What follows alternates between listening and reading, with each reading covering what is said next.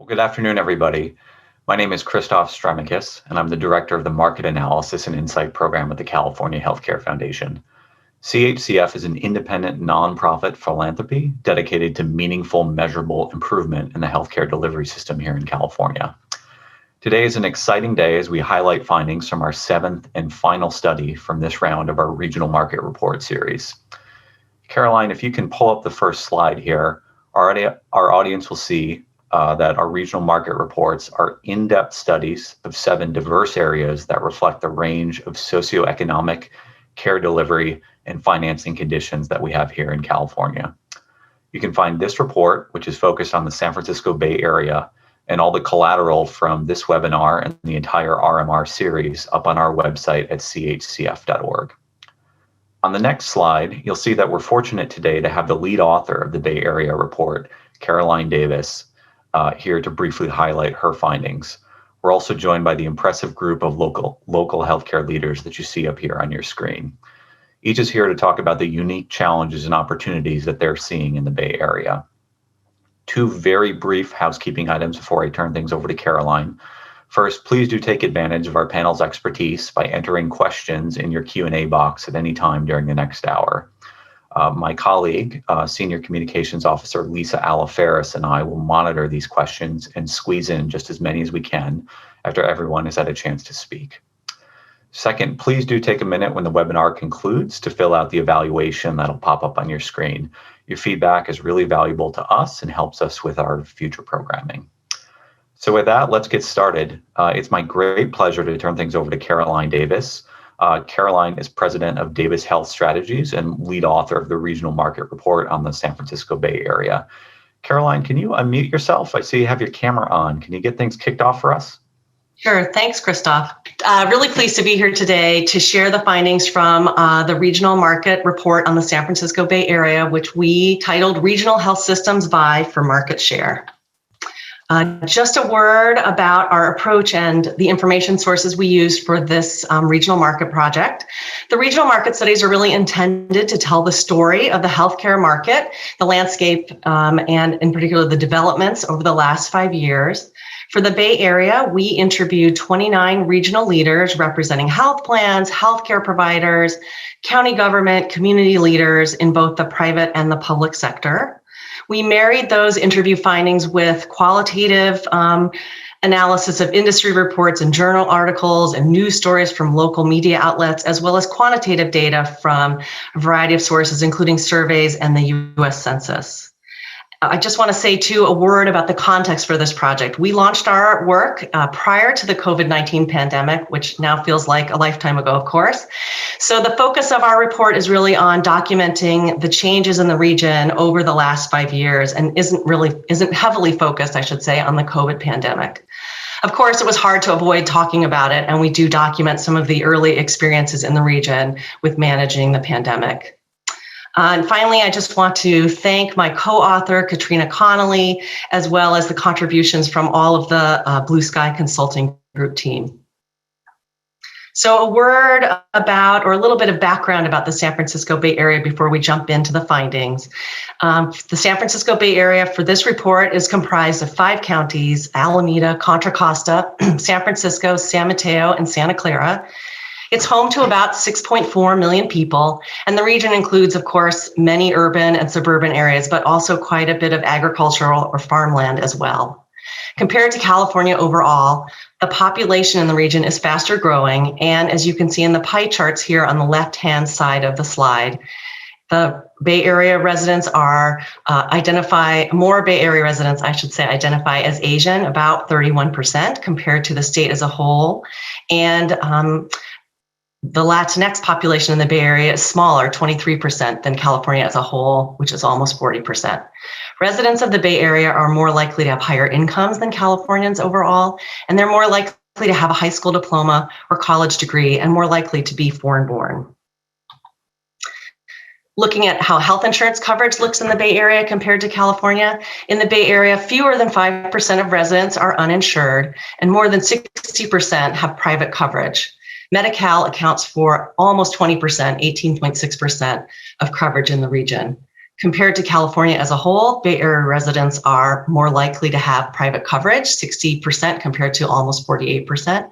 They're less likely to be enrolled in Medi-Cal and less likely to be uninsured as well, 4.4% in the Bay Area compared to 7.7% in the state overall.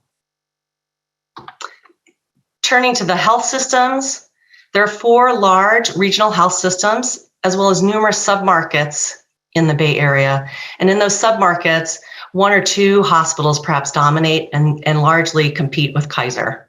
Kaiser and Sutter are the largest health systems in the region. Kaiser has hospitals in all 5 of the counties in the Bay Area, and Sutter has hospitals in 4 of the 5 counties. UCSF Health and Stanford Health are the other 2 regional systems. They're both, of course, academic medical centers, and they have continued to grow their regional footprints over the last 5 years.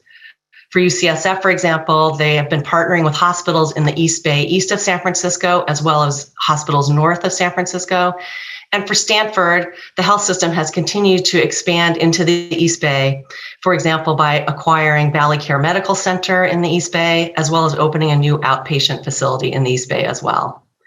As you can see on the table, on the right-hand side of the slide, hospital operating margins on average in the region are much lower than the statewide average, and operating expenses are much higher in the region compared to the state overall. In part to address the high healthcare costs in the region, as well as to compete with Kaiser and Sutter, some new contracting models have been emerging in the last 5 to 6 years. Those include Canopy Health and its accountable care network. Canopy was founded by UCSF Health and John Muir Health, and it contracts with a network of hospitals and providers across the region, and Canopy holds contracts with the health plans in the region on behalf of those providers. Stanford has been experimenting or exploring a direct-to-employer contracting model. They contract with several companies in the Silicon Valley area. This model requires, of course, a regional provider network to ensure access for employees who might reside outside of the Silicon Valley region and in the broader Bay Area region at large. Turning to the physician sector, independent practice in the region, similar to other regions of the state, continues to erode, and in the region, the independent practice associations have been seeking some new opportunities. As you can see on table 7 on the right-hand side of the slide, the Bay Area has significantly more physicians per 100,000 residents than the statewide average, although we did hear in our interviews that specialty access, particularly for some specific specialties, remains a challenge. Private practice does continue to erode as the providers in the region continue to join the large medical groups. 58% of primary care physicians and 57% of specialists belong to a practice owned by a hospital or health system, and that compares to 43% of PCPs and 53% of specialists statewide. To help keep private practice viable, 2 of the region's largest IPAs, Brown and Tolan and Hill Physicians, have been pursuing strategies to keep private practice viable and keep their physicians, allow their physicians to remain in private practice. For example, both of these IPAs have invested in technology to improve care management and provide administrative support to their physicians. They've also expanded their reach geographically across the region, and they're also offering new products. For example, Hill Physicians, which also operates in the Sacramento region as well as the San Joaquin Valley, Hill recently began taking global risk for Medicare Advantage enrollees in the Sacramento area with plans to expand that strategy more broadly within their service area. Both of the IPAs in recent years have also tested an employed model, and they both found that the economics of that employed model were challenging for an IPA to manage. And finally, of note, in 2020, Brown and Tolan was acquired by a startup known as Alteus, which received significant financial support from Blue Shield of California. In addition to providing capital to Brown and Tolan, Alteus is also providing enhanced IT and tech support services to the IPA and its member physicians. The safety net in the region was also a focus of this round of the regional market reports. And for the Bay Area, we examined the safety net delivery system in detail for 3 counties, Alameda, San Francisco, and Santa Clara. In each of these 3 counties, they participate in what's known as the Medi-Cal Managed Care 2-plan model. That's a model in which a local initiative or a public health plan competes with a commercial health plan for Medi-Cal covered lives. As you can see in the table here on the right-hand side of the slide, Anthem is the commercial health plan in all 3 of these counties. And you can also see that the local initiatives enroll the majority of Medi-Cal enrollees in each of the counties. Each of these 3 counties also operates a public hospital and health system, which plays a really critical role in the county for delivering care in the safety net. And for each of these hospitals, Medi-Cal accounts for roughly 2/3 of revenue overall. Of note, in Santa Clara County, the county public hospital system purchased or acquired, I should say, 2 community hospitals, O'Connor Hospital and St. Louis Regional Hospital in 2018, expanding its footprint in the county. And those 2 hospitals were acquired from Verity as part of Verity's bankruptcy proceedings. The federally qualified health centers in the region also play a critical role in the safety net, and they have continued to grow over the last 4 or 5 years, largely due to the coverage expansions in the Affordable Care Act in 2014. Across the region, as you can see in the table here on the slide, encounters per capita increased by 28% between 2014 and 2018. And over the same time period, the number of clinic sites expanded as well by 15%. The FQHCs play a critical role for Medi-Cal. In 2018, 60% of patients at the FQHCs were covered by the Medi-Cal program, and then another 15% of patients were uninsured. In recent years, the FQHCs in the region have been expanding their services and the populations they are serving. One example is Northeast Medical Services in San Francisco. That's the largest FQHC in San Francisco County. NEMS launched a program of all-inclusive care for the elderly in early 2021, a PACE program, as part of a strategy to help retain their patients as they age into Medicare. NEMS has also applied this year as well for a full-service Ncqa license, which would allow them to take global risk. And they reportedly are pursuing a Ncqa license with plans to enter the Medicare Advantage market. In Alameda County, Alameda Health Consortium, which is the clinic consortium in the county, operates an IPA that takes professional risk for managed care enrollees, and they take that risk for about 155,000 enrollees currently. Behavioral health care and the safety net was also an area of focus for this round of the regional market reports. We heard in many of our interviews that improving access to behavioral health care is really viewed as a priority in the region. Psychiatrists to treat Medi-Cal patients were particularly noted as being in short supply in the region. And the access challenges really were noted on both the inpatient and the outpatient side of behavioral health service delivery. Within the safety net, the behavioral health sector is moving towards integration. For example, FQHCs in some parts of the region are contracting with counties to deliver specialty mental health and substance use disorder services. In Medi-Cal in California, the counties are responsible for those specialty mental health and SUD services. In Alameda County, the county provides psychiatric consult services to primary care and behavioral health providers at the community-based FQHCs in the county. And then one other example, San Francisco Health Plan, which is the local initiative, that public health plan in San Francisco. The plan contracts with the same specialty mental health providers as the county to try to ease the transition for their Medi-Cal members as they move from mild to moderate to more specialty mental health service needs. The homeless crisis is certainly a focus in California and in the region. And in San Francisco, the county has 2 initiatives, Mental Health Reform and Mental Health SF, which are seeking to try to address behavioral health access challenges in the county. And they have a heavy focus on the homeless population and providing services to the homeless. And finally, just a word about the COVID-19 kind of early experience in the pandemic. Across all of the regional studies, we looked at some key metrics for the first 6 months of the pandemic, so between February and August. So as you can see on the chart here, the table here, the unemployment rate in the region tripled between February and August, but was still lower than the statewide rate. And at least in the first 6 months of the pandemic, the kind of expected growth in Medi-Cal enrollment had yet to materialize. In terms of early experience with the pandemic, I think similar to other regions in the state as well as nationally, providers and patients embraced telehealth as providers had to shutter their practices during the shelter in place. And telehealth was really seen as a bright spot in the pandemic.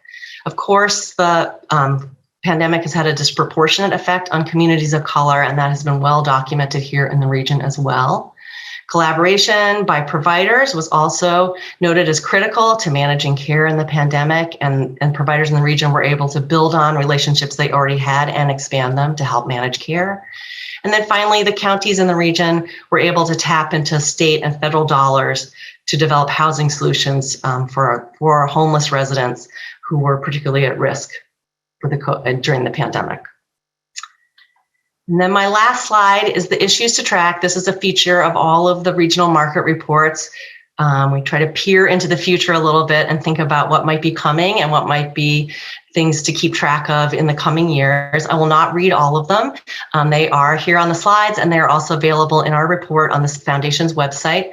And before I turn it over to Christoph, I just want to thank all of our panelists for joining us today. I know they're going to share some really interesting observations. Christoph? Thank you so much, Caroline. I would second your plug for folks going to the website and reading through the report. There's just so much information that you've summarized today, and there's a lot that you didn't get to that's in the report. But we do have just such a great group of folks on the phone with us, or on the webinar with us. So let's turn things over to them for their perspective on some of the healthcare challenges and opportunities that they're seeing here in the Bay Area. As a reminder, each panelist will provide about 5 minutes of remarks, and any findings that were particularly surprising, anything that Caroline said that really resonated with them, or anything else that she may have missed and they'd like to highlight. And as a reminder to our audience, please do feel free to type in any questions that you have for our panelists into the Q&A box, and we'll get to just as many as we can after everyone has had a chance to speak. So at this time, I'd like to turn things over to our first panelist, Tangerine Brigham. Tangerine is the Chief Administrative Officer at Alameda Health System. Tangerine, I see you got your mic unmuted, you got your camera on. How do things look in the Bay Area from your perspective? Thanks so much, Christoph, for having me on the panel. And I wanted to also thank Caroline and the co-authors for the report. How we see things in the Bay Area, as you can imagine, you've seen one delivery system, you've seen one delivery system. I will say that be it either the partnerships that are spoken about in the report in terms of large commercial systems competing for market share, or quite frankly, the collaboration that occurs with safety net systems that are trying to serve patients that use multiple healthcare delivery systems or social service systems. I think the population health strategies that both of those delivery systems are looking at, large and also safety net, are really focused on the same thing, which is a more efficient delivery system and trying to reduce hospitalization. You can see it with the large delivery systems around their I think their focus around prevention and coordination. And in the safety net system, where the majority of our population is Medi-Cal, we see it in the state's effort around an initiative called CalAIM, which I suspect some of your attendees are familiar with, which is really designed to address the same thing, but from a different tactic, looking at reducing admissions, but focused on expanding social supports. And I think that's important in part because what we're seeing is the changing demographic of our population. While, certainly the Bay Area, I think the words were healthier and wealthier, we have pockets, and certainly COVID showed that. And in particular, the homeless situation that we are all confronted in on a daily basis really, I think, confirms our need to take a regional approach, not only in the delivery of healthcare, but really in trying to target some of the social determinants of health that bring so many people into our delivery system. I would say that. And then I would also say that, as Alameda Health System, which is, one of the safety net systems that was profiled, we also recognize the importance of being strategic around market share. While we are a safety net provider serving primarily Medi-Cal, we also have commercial contracts with payers such as Canopy and others, in part because we recognize that we are more than just safety net providers. We're anchor institutions in our communities, and that we serve those individuals with private coverage, certainly the uninsured, and also those on Medi-Cal. Moving forward, I think for us, really focusing on the state's efforts to improve Medi-Cal through CalAIM and trying to provide opportunities for individuals to have more post-acute care options than hospitalizations will be where we focus a lot of our attention in coordination with our health plans and our other community clinic providers. So those are my initial comments. Thanks so much, Christoph. Thank you, Tangerine. You touched on a lot of really interesting topics there that I hope we're going to have a chance to talk about a little bit more in the Q&A. But let's keep moving here just for right now. So it's my great pleasure to introduce now Shelby Decosta. Shelby is the Chief Strategy Officer at UCSF Health. Shelby, I see you have yourself unmuted. You got your camera on. Can you take things away? Sure. Thank you, Christoph. And thanks to Caroline and the whole team for an excellent report on the state of healthcare in the San Francisco Bay Area. I think the report highlights the challenges for providers throughout our entire community in expanding and developing networks, supporting the safety net, and addressing what are pretty huge issues in behavioral health and homelessness. A few reactions and highlights. One, I'd be remiss to not acknowledge the outstanding collaboration by all of the healthcare providers over this past year. At UCSF, we're so proud to have such strong partners across the Bay Area. And for over 100 years and every year in between, we've been in lockstep with the community in addressing public health crises like the earthquakes and fires in the 1900s, the AIDS epidemic in 1980s, and now the COVID-19 pandemic. And looking back on this past year, we're really hopeful that many of the collective efforts to test, treat, and care for our communities continue. In San Francisco, as an example, the SFDPH, Zuckerberg, San Francisco hospitals, UCSF, Dignity, and Chinese Hospital collaborated to open surge capacity during the pandemic. And we had UCSF leaders disseminating research-based info in a real-time manner. And to add to that kind of theme of collaboration, I think there's also a theme of health equity in the report that's really important for us to reflect on and address. The report highlights the stark inequities of COVID adversely affecting Latinx, Black, and even Native Hawaiian populations.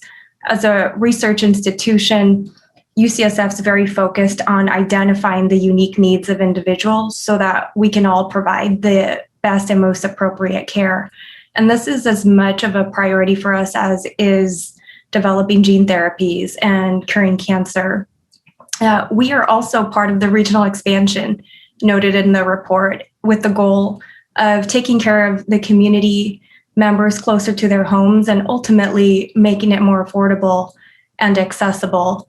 Access has been drastically improved during the pandemic via telehealth, pop-ups, drive-throughs, and we all need to carry those lessons forward. In the case of UCSF Health, we are working with independent and public and private community health systems, hospitals, physicians, and other service providers such as home health and hospice and urgent care centers to enhance their ability to serve patients with additional technology like electronic health record systems and access to our clinical pathways. And as mentioned, our Canopy Health Network, which is owned by UCSF Health, John Muir Health, and Hill Physicians, brings together over 20 hospitals and 5,000 physicians with the shared vision of creating a transparent, seamless care experience for our 50,000 members, many of whom are our own employees and family members. Now, some of the Canopy Health members, as Tangerine just mentioned, are also safety net providers in San Francisco and in Oakland, and many UCSF faculty provide care at these sites. And as a public hospital, UCSF sees a large share of government and uninsured community members who need extremely complex care in our facilities. So looking ahead, with the reduction in volumes that we've all experienced, the added expenses to address the pandemic, there is an extraordinary hardship placed on healthcare providers to climb out of this financial hole so that we can continue to serve the community with much needed healthcare services. And as we think about investment in infrastructure and economic growth, it should be noted that these same healthcare providers and healthcare workers who worked tirelessly through the pandemic are in great need of support. We need to update our facilities. We need to continue to train nurses, physicians, pharmacists, behavioral health care workers who go on to work at many of our sites across the Bay and beyond. So all in all, while I think we have incredible challenges ahead, as noted in the report, I feel very optimistic about the Bay Area's collaborative approach to improving the health of our communities. Thank you. Shelby, that was great. I'd really like to dig in on some of the collaboration that you've mentioned, particularly around surge prep and what that might look like, what's still needed sort of going forward. But let's hold that for Q&A. And let's move on right now to Ralph Silber. Ralph is the Executive Director of the Alameda Health Consortium and CEO of the Community Health Center Network. Ralph, I see you have yourself unmuted and your camera on. How do things look from your perspective? Thanks, Christoph. I'm really glad to be here today. I just wanted to maybe elaborate on a few things in the report from the FQHC safety net perspective. Caroline's report gives you some data on the growth in the federally qualified health centers in the Bay Area over the last few years. Caroline and I went back and forth to make sure I understood the data correctly, but what it shows is about 10% of the entire population in the Bay Area is a patient at a community health center, at a federally qualified health center, and that's across the total population. If you look at the specific populations that we target, like the county hospitals, which are Medi-Cal patients, uninsured patients, immigrants, and people with limited English proficiency, we obviously are a much larger provider for those specific communities. That's why we exist, is to serve those communities who are particularly well suited to the services we provide.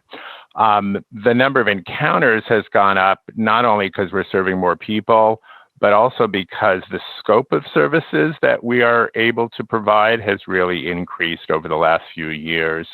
Almost all the FQHCs in the Bay Area now, in addition to traditional medical services, are also providing dental services, behavioral care services, lots of different health and human social services, helping people get Medi-Cal and Covered California and food stamps. And now many FQs are also providing complementary services like acupuncture and chiropractic.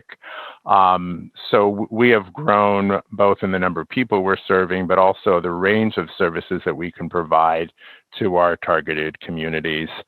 I will say with a little bit of a heavy heart that I think some of our growth is also tied to something else in the report, which is the sort of decline in the small and solo practices. Traditionally, many Medi-Cal patients in the Bay Area and throughout the state actually have received their primary care services from small and solo practices that were largely dependent on Medi-Cal. As those providers have essentially aged out, they're really not being replaced.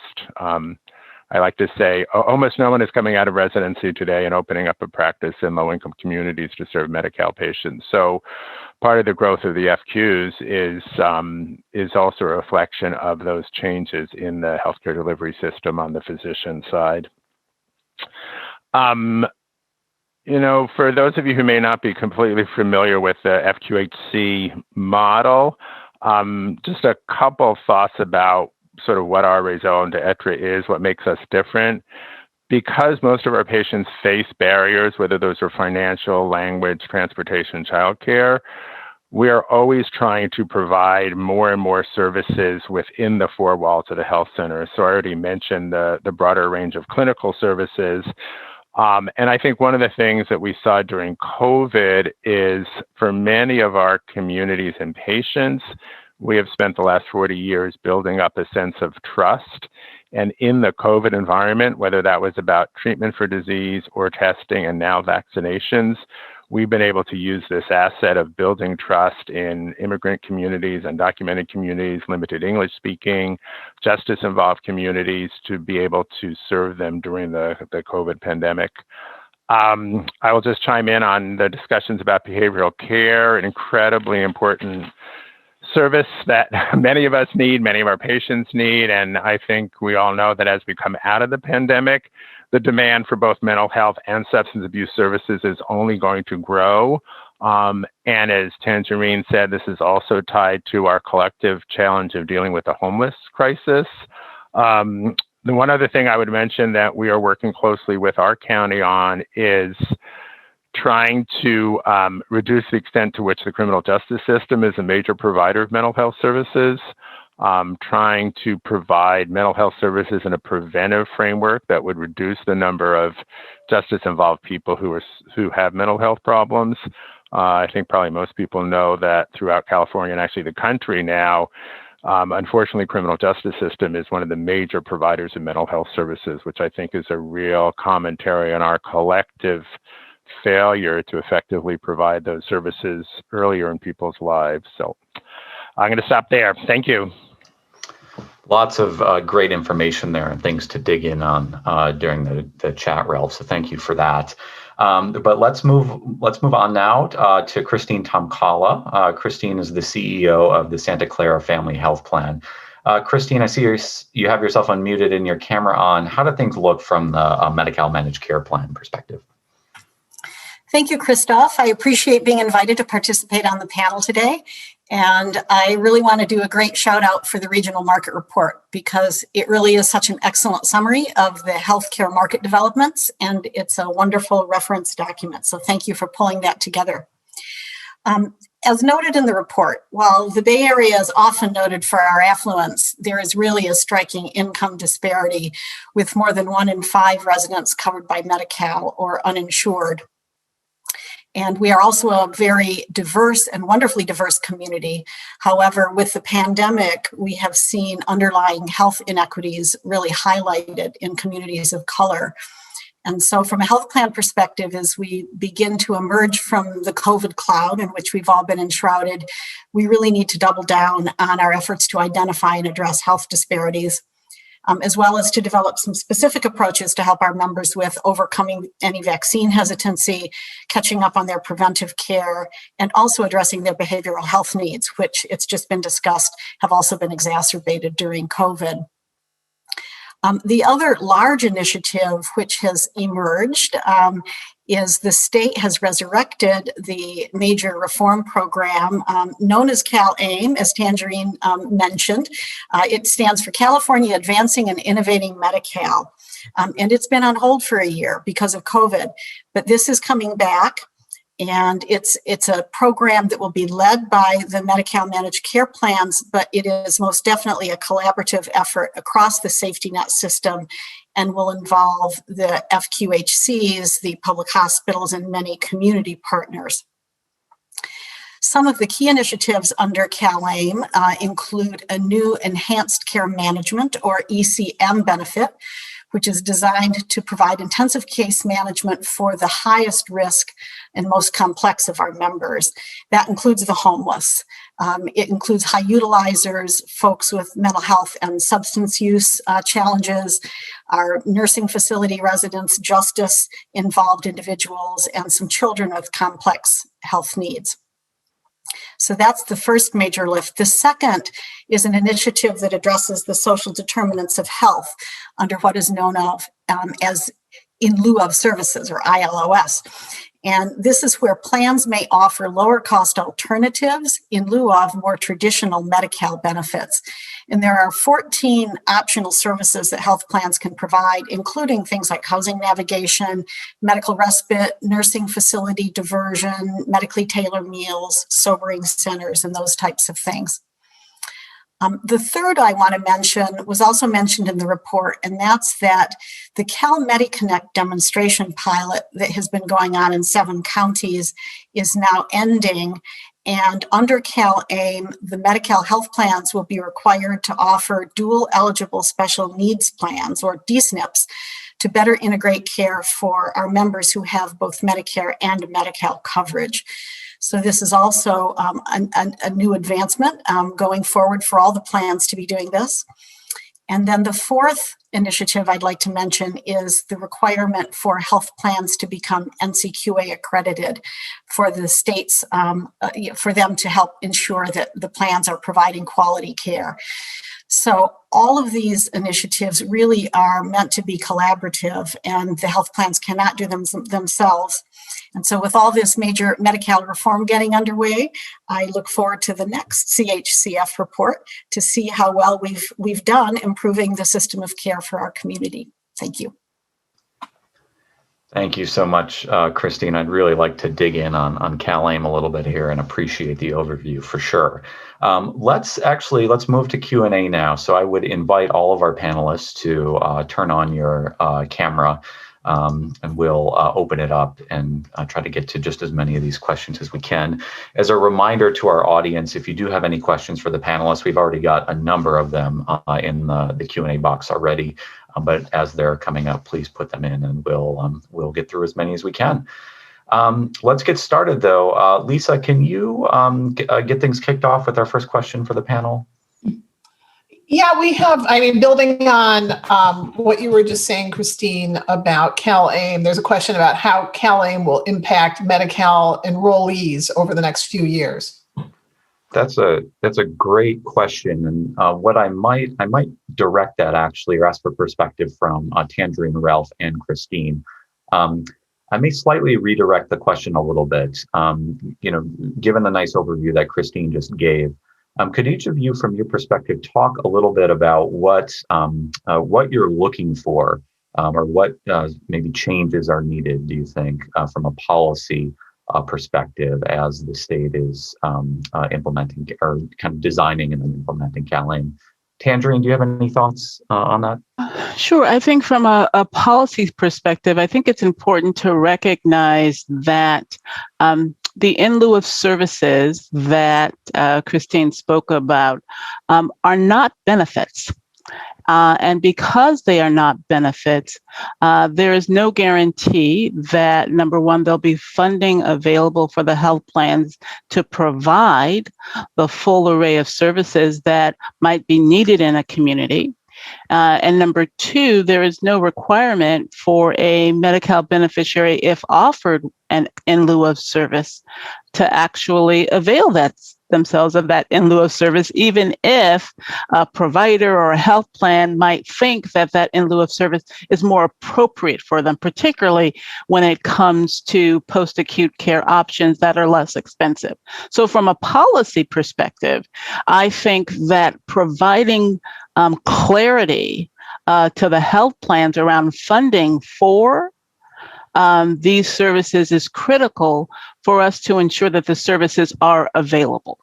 And so that's where I think that would be really important if we really are trying to do what Cal AIM is designed to do, or one of the initiatives that it's designed to do, which is to minimize the extent to which individuals are forced to go into and stay in acute care settings because there are not more appropriate lower cost options available. So from a policy perspective, trying to get either the state to make it a benefit, which I would really appreciate, or secure funding information to allow for appropriate planning.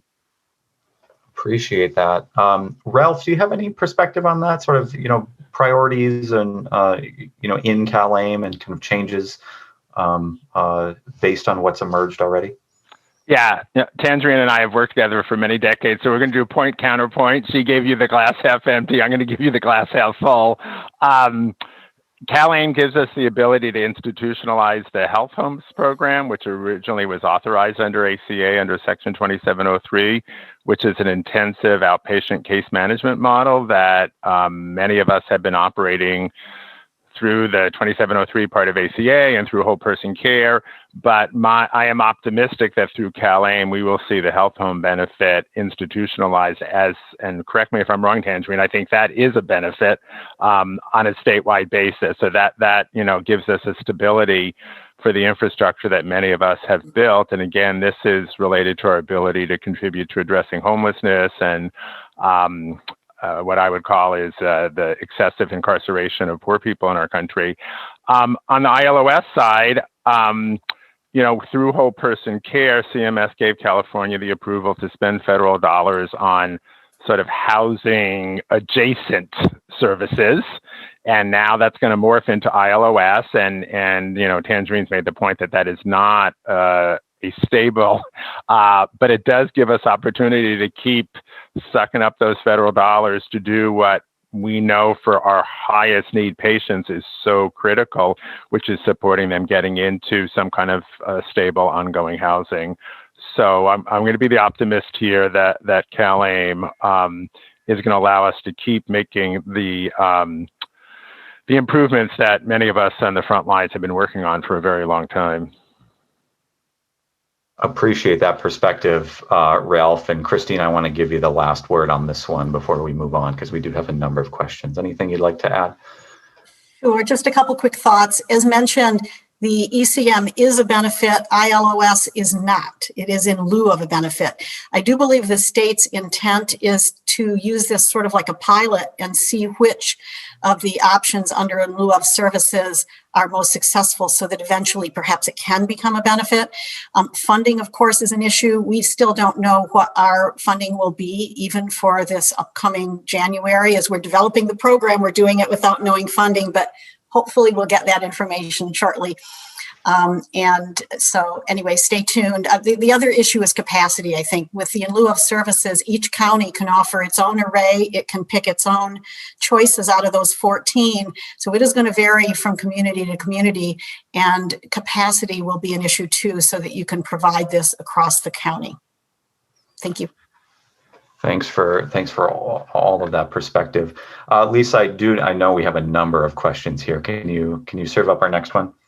Sure.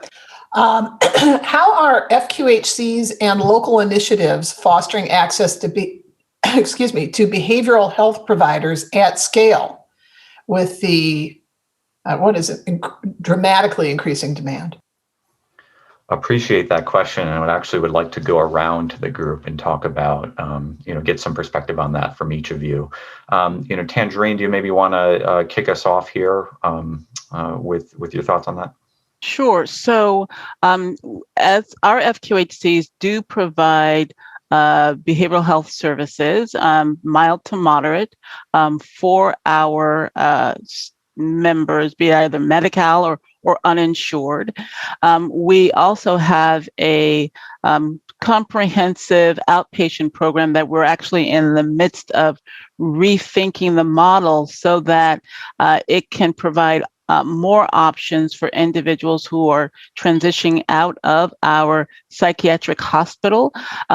There is clearly not enough capacity in the system to be able to provide all the options that are needed. But we are certainly partnering with the county, with our health plan partners to expand as much as possible and making sure that we have options in our primary care setting, in addition to what people might consider to be traditional behavioral health outpatient clinics. Appreciate that. Ralph, do you have any thoughts on this one? Yeah, I mean, the major limiting factor is there just aren't enough people coming out with training, and particularly when we look at language and cultural access for our patients and people who are comfortable and well-trained to treat our patients is just really limited. So we have a whole bag of tricks that we've developed to stretch our licensed professionals as much as possible. So we have a whole core now of community health workers who we call behavioral health coordinators. So they try to help people navigate the system to get to the right place so that they're using services as efficiently as possible. We have really moved to a brief treatment model for people with mild illness so that they don't get what I get in the private sector, which is 50 minutes a week for the rest of my life, really trying to work with people on skills development, a lot of work with CBT, to give people skills to manage their life challenges, working on group interventions for people to try to make the workforce go as far as possible. And as Tangerine said, busting our butts to get as much behavioral care into the primary care setting. Again, particularly for a lot of the communities we serve, the notion of going into a mental health provider at some other site with a sign that says mental health, there are really cultural barriers. So as much as possible, letting people get their prenatal visits or their well women visits at the same place where they can see a behavioral care provider. Appreciate that perspective, Ralph. I want to go to Christine and Shelby and kind of hear from you, from your, where you sit, kind of your, what are the maybe one or two, big priorities or initiatives that your organization has, kind of launched or involved in to increase access to behavioral health care. Christine, do you have any thoughts on that one? Yes, while we would rather work with our local providers, it's already been acknowledged that there aren't enough people graduating with these degrees, and we live in such a high-cost community, it's really difficult to recruit. So we also just have negotiated a new contract with a telehealth provider, and we're looking at that as an option to expand services where we just don't have capacity locally. Super interesting. Shelby, any thoughts from UCSF on, major behavioral health access initiatives that you're particularly excited about? Yeah, there's one program that I'm extremely excited about, and it's something that was recently launched as a collaborative between UCSF, UC Davis, and UCLA schools of nursing to prepare psychiatric mental health nurse practitioners via a postmaster's certificate. It is a 12-month hybrid program that combines remote learning, so many of these clinicians can complete their training in their own communities. There's 3 on-sites, and our goal is to educate 300 of these providers over the next 5 years between the 3 campuses. So that's, I think, one area that we're particularly excited about. I think we're also extremely aware of the role that nurses play in delivering healthcare, and we think there's much more that can be done throughout the community with our nurse leaders. Appreciate that. Let's keep moving here because we got so many questions. Lisa, can you serve up the next one for us? Yeah, we have a question about this discussion that some of our panelists have said about needing more medical professionals, needing more federal funds for training them. And this person notes, we already spend a lot on healthcare. And what would you think about encouraging or allowing innovative education programs? I think this speaks to recent changes that have been approved in California about increasing scope of practice for nurse practitioners, for allowing peer providers. And I'm wondering if we can hear some about expanding our workforce in that way. Yeah, appreciate that. There's a lot there, so maybe I might simplify it like this for each of you. We've already talked a little bit about workforce needs and sort of initiatives. If you had to prioritize where do you see the biggest shortage or need or hole in the workforce in California, and if you could wave your hands, what's the one policy change that you would make at the state level to try to ameliorate that workforce shortage? Ralph, you unmuted yourself, so you get to go first. Well, I think as we just discussed, from our perspective, the shortage of behavioral care licensed professionals, particularly who have language and cultural competency, is the number one thing. The other thing I would say real quickly is, with support from California Healthcare Foundation, we are working with the Department of Healthcare Services on changing how we get paid from a fee-for-service model to a capitated model.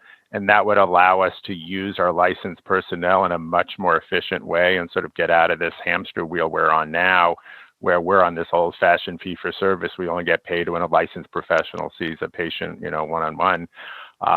So that I think we could take our existing licensed workforce and use it much more efficiently when we look at payment model changes at the same time. Tangerine, if you could wave your hands and change something at the state level with respect to workforce, what would it be? I agree with Ralph. I would say care managers and social workers. It is the licensure requirement for licensed clinical social workers and MSWs. There's just a deficit, and if we could do anything to address that as part of the training curriculum, it'd be very helpful. That's great. Christine, any thoughts on that? Any big number one thing you would change? Whoops, unmute yourself. It's hard for me to just pick one. I agree with both Ralph and Tangerine. Behavioral health is a need, and certainly the role of case manager, care management, is really important. And again, it's challenging to find staff. Any perspective on that, Shelby, that you'd like to add? Maybe just building on it, again, we're excited about piloting some of these new innovative hybrid shorter term programs.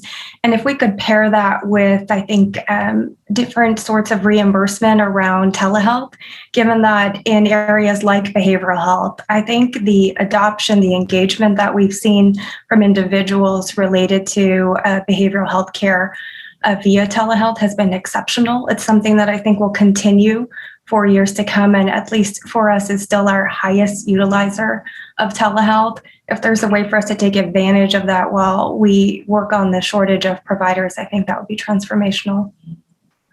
Super helpful. Let's keep going here. Lisa, can you serve up our next question?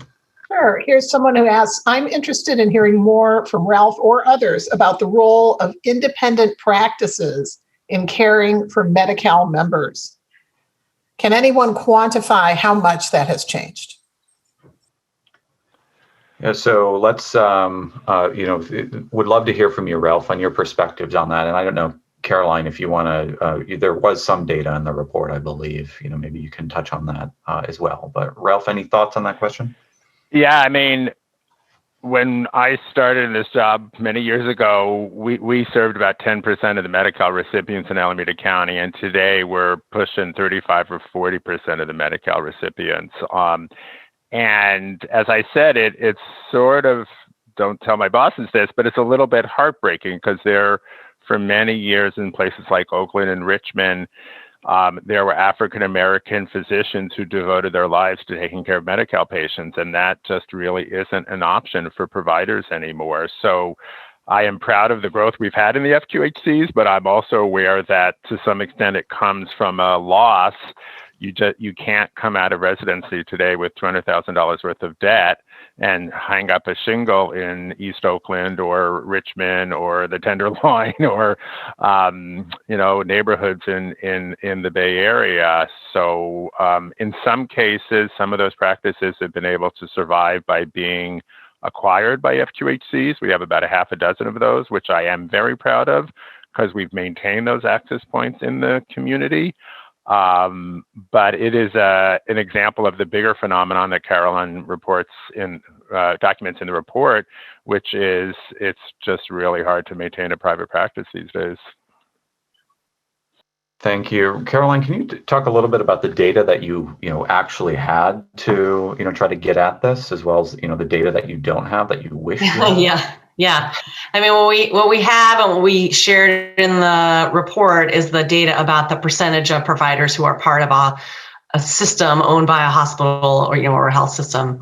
I think getting a handle on the numbers, I think what Ralph shared about 10% when he started in the FQ world, and now I think you said 30 or 35% is, roughly is what I have heard anecdotally, but I don't have any hard and fast data. I have a kind of a similar, trajectory, Ralph, as you. When I started with the Medi-Cal program at the Department of Health Services, we used to talk a lot about the FQHCs and the traditional Medi-Cal providers, and those are those solo practitioners, right, and small practices. And over the years, you hear less and less about the traditional providers and just more about the FQHCs, I think, signaling that same phenomenon that the FQHCs are just an increasingly important component because the private providers are going away. Retiring. They basically, I think Ralph's right. They retire out, and nobody's coming in to fill those positions on the hanging out their own shingle. Appreciate that, Caroline. We are running out of time here, so just want to get to one final question, and I'll actually sort of exercise moderator's prerogative here and characterize this. But, Shelby, you mentioned at the top the pride that UCSF rightfully is feeling about collaboration around surge response. And I want to, kind of ask each of you, coming out of, COVID and the surge, what are sort of what has been the greatest progress in terms of collaboration, sharing data, being able to efficiently transfer patients, and what is needed? What are the steps that are needed as we look forward to potentially future surges of COVID-19, another epidemic, another natural disaster? What are one or two big priorities for your organization when it comes to disaster preparedness? Shelby, do you want to get us kicked off on that one? Sure. I think there's probably a two-pronged view that we're taking right now. I think on the one hand, the report highlights a lot of the work that's being done to organize care across the Bay. And what we saw was that nobody wanted to come into the city during the pandemic for care. No one wanted to come to the academic medical center for care. There's a lot of fear around COVID itself and just being in crowded locations. So I think part of what we need to do is continue to expand access outside of the core facilities and work with the providers who are already there to collaborate, whether that's now through telehealth or whether it's through rotating faculty or nurses or other healthcare workers. And then I think the second theme is just how important our local community is. I mentioned San Francisco. And so while we have to worry about the entire Bay and we're one big community, working side by side with our traditional competitors, working with the Department of Public Health, working with everybody was required to address community health, and it has revealed significant gaps. And so my hope is, especially on the local level, but maybe beyond that, we work on some of the big problems that were identified together moving forward. Appreciate that. We have just 2 minutes left. Tangerine, can you maybe give us 20 or 30 seconds on major priorities for kind of disaster preparedness from your perspective going forward? I don't know that I have much to add from what Shelby indicated. I think that the collaborative planning across the county was key, and that's continuing. It's continuing with vaccines. It continued with testing, and I think it has now become, I think, the way we will start doing our work consistently.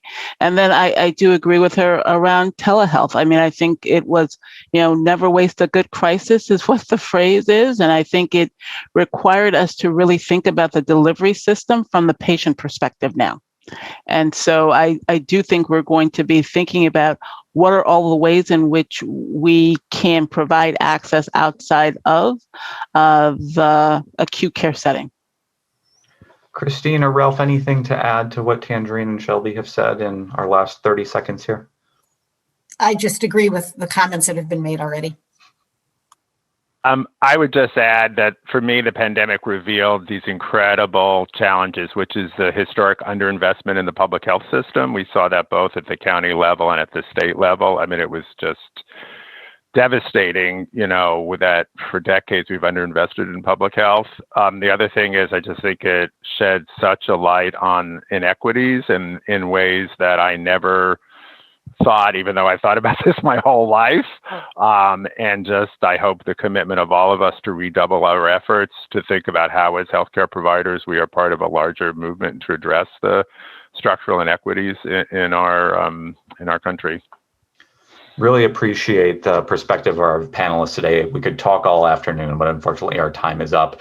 Thank you to everyone that's joined us. Thank you, Karen, Angie, Scott, for all the work behind the scenes, and thanks to everyone in the audience. Please do fill out that evaluation when it pops up. With that, thank you, everyone. Have a great day, and we'll see you next time. Bye-bye.